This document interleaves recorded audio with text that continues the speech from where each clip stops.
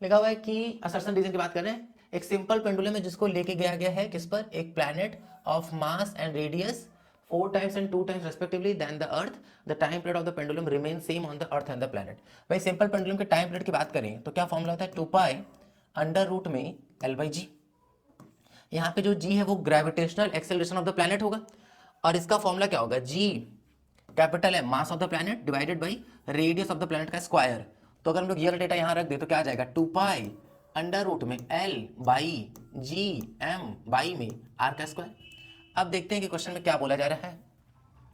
अगर हम लोग नया वाला टाइम पीरियड देखने का प्रयास करें कि भाई क्या कुछ चेंज हो रहा है क्या, तो 2 पाई अंडर रूट में एल, क्या बोला जा रहा है कि जो मास है उसको कर देते रहे 4 गुना, तो जी नया वाला मास पुराने वाले मास का 4 टाइम्स, जो रेडियस है एंड रेडियस 2 टाइम्स, लेकिन स्क्वायर कर देंगे तो यहाँ आ जाएगा 4r स्क्वायर, तो 4 4 कट गया, दिख रहा है कि L R square by G M और 2 पाई वही है। इसका मतलब जो टाइम पीरियड होगा वो भी क्या रहेगा, वही रहेगा।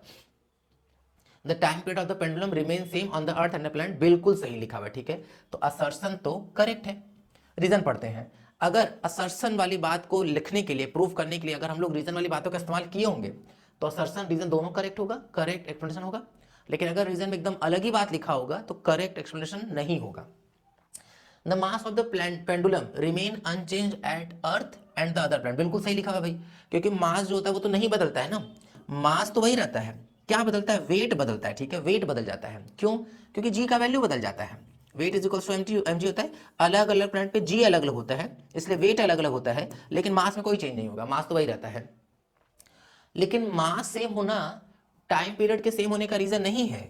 जी सेम हो गया है वहां पर, इस वजह से टाइम पीरियड सेम है, तो मास सेम होने का कोई रीजन नहीं है। इसलिए असर्शन भी ठीक है, रीजन भी ठीक है, लेकिन इस बात में एक्सप्लेनेशन नहीं है, करेक्ट एक्सप्लेनेशन नहीं है। पहला लिखा हुआ both are true, R is not the correct, बिल्कुल सही लिखा हुआ, पहला ही इसका ठीक है, ठीक है। फोर्थ तो हम लोग तब लगाते हैं जब रीजन में ये लिखा होता है कि दोनों जगह पे जी का वैल्यू सेम आ रहा है, क्लियर ना।